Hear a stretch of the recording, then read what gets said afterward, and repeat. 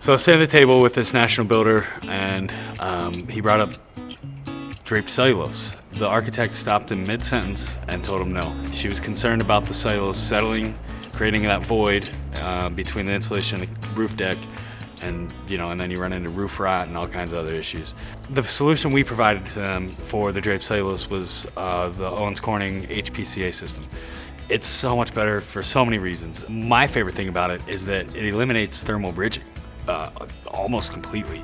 So with draped cellulose, we're face stapling the netting right along each truss cord. So wood has an R value of 1 per inch, right? So you have a 2x4 truss cord that's exposed every 2 feet.